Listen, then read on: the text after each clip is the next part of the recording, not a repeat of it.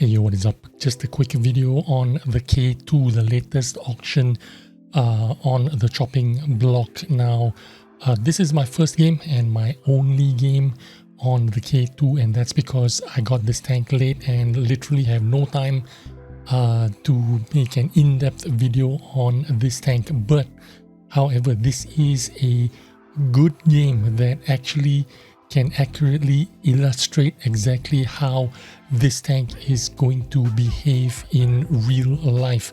Now, a lot of people are comparing this K2 to the Defender because of its armor profile and how good it can bounce, but in retrospect, I think this thing is closer to a Udani than it is to a Defender. However, if you do decide to get this tank, I feel a lot of people that do get it are going to have buyer's remorse, and that is because this tank is actually not very good at all. And there's a lot of reasons why, and we'll start with the buffs, or sorry, the nerfs that has happened since this tank was introduced. You can see the hit points down 50 hit points from where it was originally slated. Engine power 750 dropped down to 715. The reverse speed as well, instead of 14 kilometers in reverse, it is now 12 kilometers an hour in reverse. 750 horsepower now. In comparison, the Udani has 900 horsepower with about the same power to weight ratio, which is about 13. This tank is super slow, super sluggish. It has a rotation of 21 degrees of hull rotation, and a Udani has 26 degrees of hull rotation.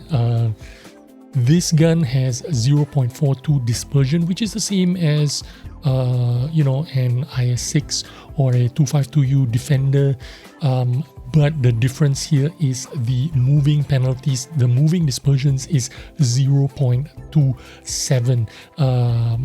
Just for context, a Defender is 0.24, a Udani is 0.24. This means that the K2's accuracy or the gun performance is going to be very, very derpy indeed. You're going to see me miss a lot of shots where I have the indicator is signaling green, which is a sure penetration or most likely penetration, but it does not penetrate. And I pull the trigger exactly when the indicators say it's green. So I have a huge problem with the gun performance here. And not just the tank is very slow and sluggish, it needs a turbo, but you also have incredibly bad accuracy or gun performance. You actually need vertical stabilizers. If you can run double vertical stabilizers, you want double vertical stabilizers. Because of that moving dispersion penalty of a 0.27, it makes this gun, you have to completely stop, completely fully aim, and you're still going to shoot the dirt. So gun is completely trash. The redeeming quality of this tank, why I compared it to a Udani, is because of the armor profile. 160 hull armor, it is slightly better than a Udani, which is 150 hull armor, and the object or the Defender is only 130 frontal hull armor, sloped as well. So any kind of angle you have, you are going to do pretty well in bouncing. The turret armor is 250 frontally. The Defender is also 250 frontally. The Udani is 300. So the big factor about this, you saw that was a green indicator, but when I fired the gun, no pen. So it's going to be very frustrating if you play with this tank and expect to pen. Again, green indicator, no pen. What was I talking about? I was talking about the armor of this tank. This tank has a really good armor, but really bad mobility, really bad gun handling. So the equipment that you mount on this gun, I decided to put the hardening, vertical stabilizers, and rammer. And you must have a rammer because the reload time is way over 14 seconds. Like, it's unacceptable. 14 seconds is the same as a Defender 2.0, or a Defender 252U 14.38 seconds. You must have a rammer. You don't have a choice. So you need a rammer, you need vertical stabilizers, and your last slot, you could put a turbo to help a little bit with mobility, or you can put the hardening, or you can put improved aim there. You need to have something to improve the accuracy of this gun. In retrospect, I might want to remove my hardening and put improved aim instead, but I suspect that this is not going to help very much. That is because the moving dispersions is what's killing this tank. The 0.27, yes, it is just slightly more than the 0.24 you get out of a Defender or a Udani, but this makes a lot of difference because as you are moving, your accuracy is terrible, so you need to come to a complete stop before the reticle can actually aim properly. Now I have no choice. I have to go forward. I have to ignore that CS52. Hopefully I can get around this rock and finish off the T832, which I do. And now this game is like almost completely over, and I have done almost nothing except blocked about 3000 damage.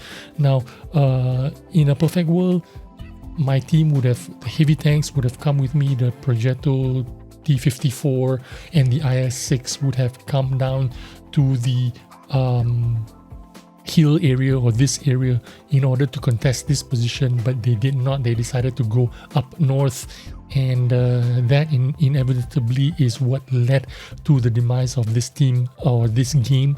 But I'm not upset because this game turned out to be a good representation of what this tank potential is. Now, I was talking about how bad this gun is, but look at this shot. I don't know how that hit. I was actually not even, I don't think the reticle was pointing at the tank at the time I pulled the trigger, but somehow managed to land that shot. Maybe it's got something to do with the lag or with the new improved reticle that I'm using, which is included in the mod if you are interested. This is the improved reticle mod. The accuracy is as good as it can be, but I am not getting any kind of a luck in terms of accuracy with this gun. You saw me struggling a lot. Now, the only thing they did buff on this tank before they released it was that 196 standard penetration. They buffed it up to 203, which is better than 196, but it is not up to modern standards. Even the Defender has 225 penetration on its standard shells. The Udani has 221 penetration. 203 penetration is like 2018 kind of stats. So for me, the K2 is not worth any kind of bids, whether you bid gold or free XP or credits. This tank is just not worth it. This tank is worth it if you can get it for free. If it is one of those tanks where maybe it's 10,000 bonds or whatever, that might be worth it. You know, if it costs you nothing, you grind something, get it for free, maybe it's you know, 10 million credits, maybe that could be worth it. But if you want a good tank that is going to get you credits, you're going to have fun with it, it's not going to be rage inducing because of its poor gun performance. There's a lot of other tanks out there. If I'm going to be honest with you, I'd rather have an IS-6 over a K2. But if you are a tank collector and you want this to be in your arsenal, one of the tanks that you can say that you have and no one else has, then this could be the tank for you as a collector's. But as a heavy tank, Soviet heavy tank enjoyer, this isn't it. Go for something else, wait for something else, save your resources. There could be something else out there that could tickle your fancy. But this is what I have for you today. The K2 that is out for auction right now. My verdict is I will give this a pass. I'm sorry I couldn't give you a better game, but this is my first and only game in the K2 because of time restrictions. So thanks for watching. I will see you on the next video. Bye bye.